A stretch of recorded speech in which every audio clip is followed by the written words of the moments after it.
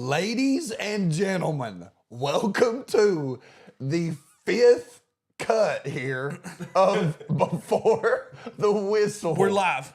We are live. Matter of fact, at this point, it really is almost Friday evening. At this point, it is Friday evening on the heel, on the heel and May King. It is Friday evening. Welcome once again from the Bicycle Garage, Before the Whistle, with your host, Winston Lee, Coach Ethan Cummings, and Dusty. You just still have not come up with a nickname. Still don't have anything. We still don't know. I'm waiting on this You nickname. guys don't have nicknames. You just put Coach in front of it. I know that's true. He's Coach Dusty. Well, now you call Coach D. Big D. No, we said no to that. I didn't start my clock either. We said no to that. We're very professional. I was thinking of Big D from Neon. No, Oh, no, Not shouting that's him out. not. Not That's shouting not. him out. Yeah, God. nobody's bad. All right, so before the whistle, welcome in once again another Friday, and of course we like to start the show one by trying to come up with a nickname for Dusty. Two, our most valuable viewers, and the first take that we tried to do this 2 nights ago. This went by very quickly. We're going to do it again. I always shout out Ryan Farmer. I always shout out Josh Collins, who's always watching. I always shout out my beautiful parents. Of course, my wife, my daughters, watching from home this Friday evening. E, who you got? My wonderful wife that's at home, my baby who's sound asleep, who's been crying the past couple nights. It's driving me crazy, but I still love you with all my heart. yeah, My yeah. mama and Wow. my mom that's Wow. always watching. That's really I something. also would like to shout out both of your wives. hey. If we could only explain to you the process that has went on behind the scenes of this Friday night take of Before the Whistle, you would understand. All right. With this past week, of course, happy October 15th. We see it's like a Christmas holiday season, right? The beginning of winter sports. And of course, you're with a couple basketball coaches here. It is like Christmas and the official beginning of basketball, which brings to mind several different things and several different things that I want, like me being selfish and the person that I am, Yeah, they're asking pretty for things selfish. for Christmas, Yeah. right? Coaches are selfish and prideful. It's just the way it is. First of all, I will say that I would like a winning season for the Cavaliers. I think that's fair to ask for. Well, it's on the coaching. Most definitely. And secondly, I would say that Kentucky be decent this year. Like, not decent. We've been decent. Eh. Kentucky basketball be good. I saw an article, a headline today. The good Lord gave us this one more day to film this so I could see this headline that said, Calipari is aware that Kentucky basketball has only been mediocre. Well, sure.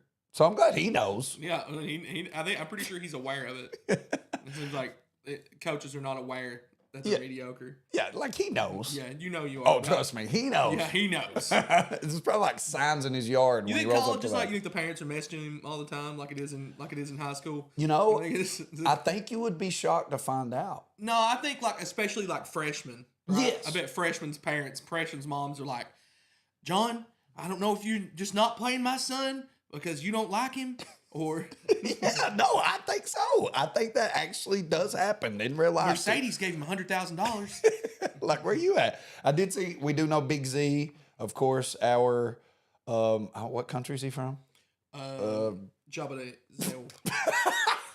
Big Z is on campus, and they say he's really good. We'll see. 7'2" European. We'll see what he's got to offer. My next Christmas wish, October 15th wish, and he is repping tonight. I want Louisville to be decent. Yeah, there's no doubt in my mind that we'll be good. I think that Better than decent. Better than decent. Last year was Kenny Payne's first year. There were struggles. He didn't even get to recruit the class that was there. He got a couple transfers in when he first came. This year he's got his first full class from recruitment. He's got a really good coaching staff, and I think they're going to be back at the top of the ACC this year. I think that's a pretty spicy take. You know, the worst part about having 2 takes this show? But Hearing him talking about the Cardinals. but it's a take. Welcome Welcome to the show. You're pretty accurate on your spicy takes. He's So. spicy. Just I probably don't not know. the Louisville ones. Sometimes. Next thing on my Christmas wish list, October 15th holiday wish list, I'm asking from basketball Santa Claus, is that our NBA guys, of course, we know the new rule is initiated now that guys have to play in more games. Just some initial thoughts about, guys having to play. Can we mix in a crowd roar? Like, is that doable? Like an applause? So guys have to play more games, and I think Dusty has a good take on that. I think they get paid to play the games, and I can't.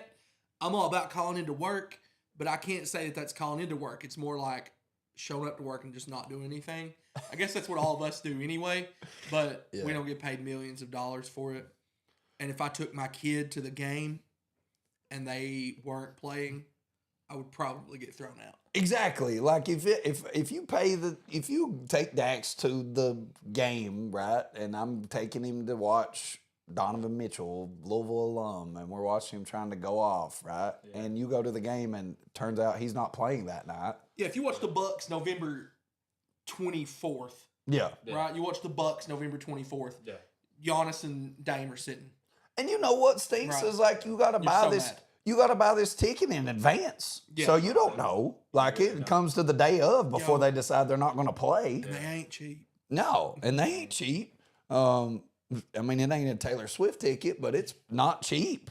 All right, next, which brings us to that point, and you mentioned the Bucks, this is really interesting scenario that has occurred in the Eastern Conference now, and like Eastern Conference supremacy. And of course, I stay really interested in the Eastern Conference because it's just always the one we're closest to, right? And I'm a LeBron fan, so I do. The only attention I pay to the West really is like the Lakers. I love Joker. But at any rate, they make this crazy trade to get Dame, who's supposed to be this difference maker. And then in this trade, they send Drew Holiday to Portland. And now somehow, by the grace of God, Drew Holiday finds his way back to the Eastern Conference on a team that would probably rival the Bucks roster now with the Boston Celtics. I want this to be like an Eastern Conference Finals matchup, but that's true. Drew can ball, right? Right. And like that's going to be missed. So, but Dame is, and well, the one thing about Drew is he can defend. Right? And he's always out. For the Bucks? Yeah. Chris Middleton? He's just always out. Yeah. Like, he just don't play, right? Yeah, he just never plays, period. Just always out. Out of those three teams in that three-team trade, though, I think the Suns will regret the most with losing Ayton. Yeah. Like the Suns get rid of Ayton in all of this, you know. Really, what they get rid of him? I love the scenario of Golden State adding Chris Paul. It's just so interesting to me. Like, what is going to happen? Makes it worse in the playoffs. Right, like, what are you going to... Just makes them worse in the playoffs. What is, Boy can't win in the playoffs. Boy can't win in the playoffs. I don't know. I think that's just really interesting.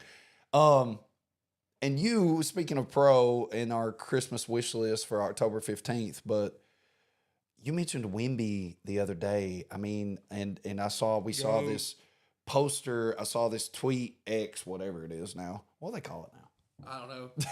The X. Yeah. But it's a side-by-side of Wemby and this putback dunk, and he's like literally stretching his arm, like stretch freaking Armstrong from the free throw line, dunking it 10 feet away, like from the rim. Like, it's crazy. With a side-by-side picture of Jordan in Space Jam, like dunking, he went all Looney Tune for a second against the Monstars and dunked from half court. Wemby, is he the real deal? What do you think?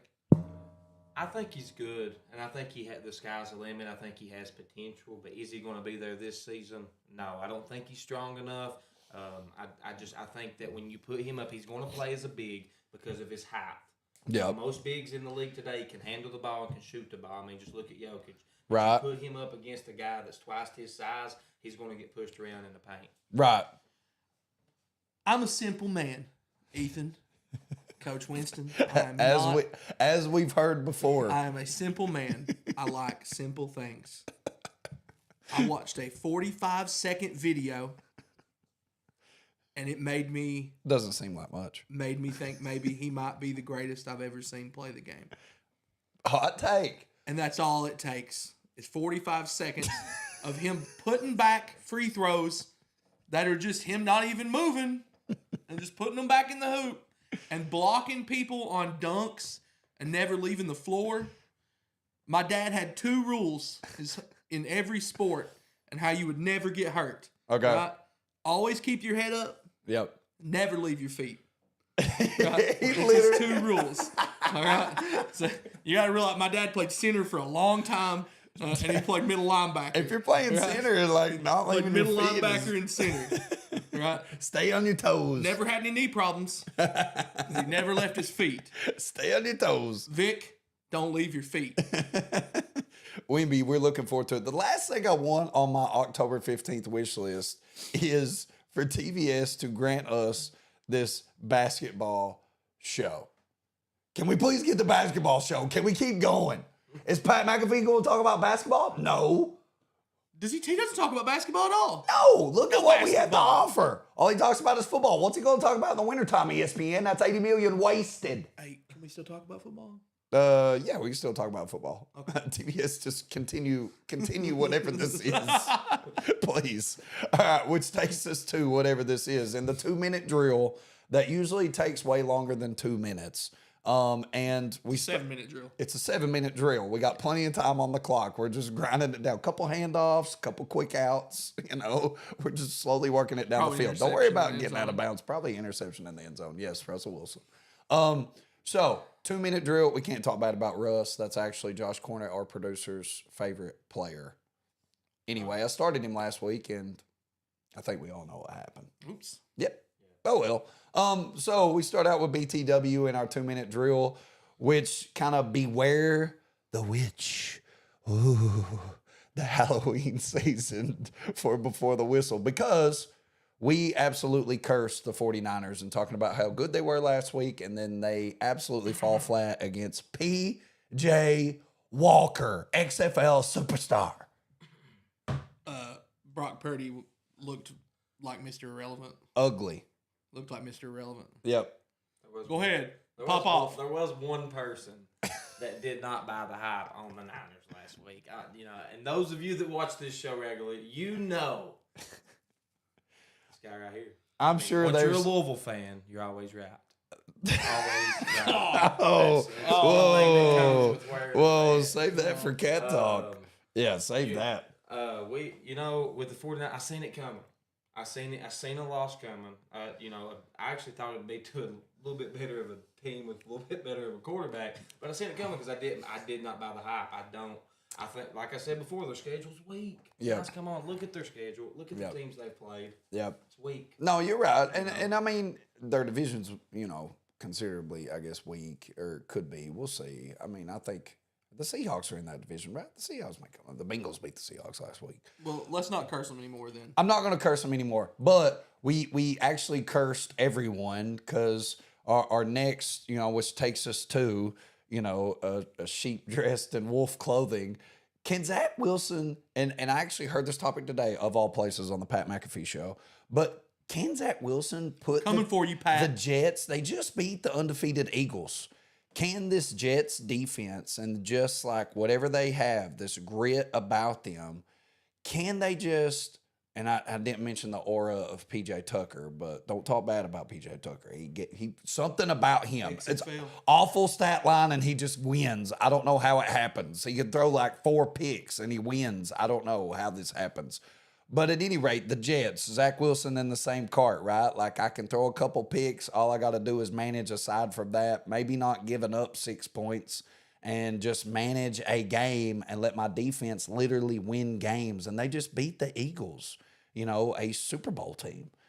So Aaron Rodgers is out here pregame throwing around no boot, just slinging the thing around the Speaking field. of witches, And speaking of curses and witches and the unbelievable and unforeseen and like could only be the work of the devil possibly.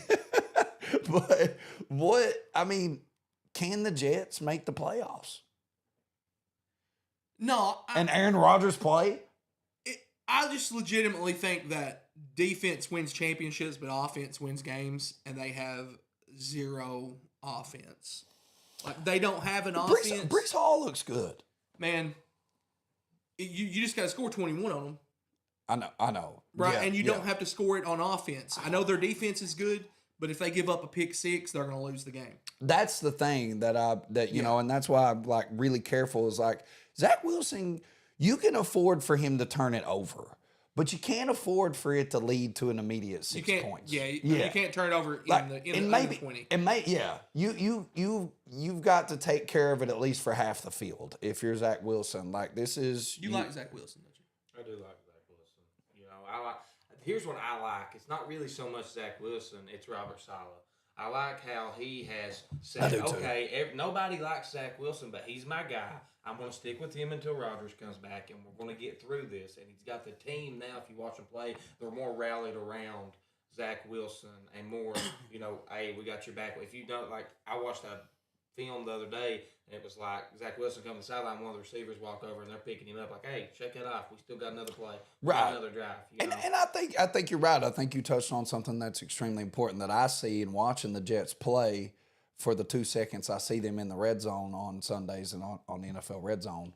But Robert Saleh is, you know, he's got this energy about him that seems to just reflect on his team. You know, they reflect it back, and it works for the Jets. I'm not sure it would matter who's playing quarterback. We got a good friend, Andrew Ortelli, who's a diehard Jets fan, and every Sunday he's sending a text like, God, Zach Wilson, he's awful at football. Who do they I play wish he this would week? just step up.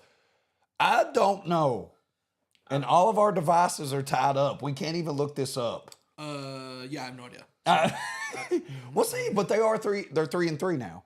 They're 3-3. And I mean, you're looking at that division. I mean, the Dolphins are obviously in the driver's seat, but you know, the Pats are obviously by the wayside. I mean, they have an opportunity, and especially on that side, you know, we're in this generation of NFL now where, you know, it's like the Bengals. They start out 0-2, now they're 3-3, and now it's like not even a big deal. Nobody practices. Nobody practices. Nobody gets hit. You got to get hit. We talked about this last week. Is like, the season doesn't start until November?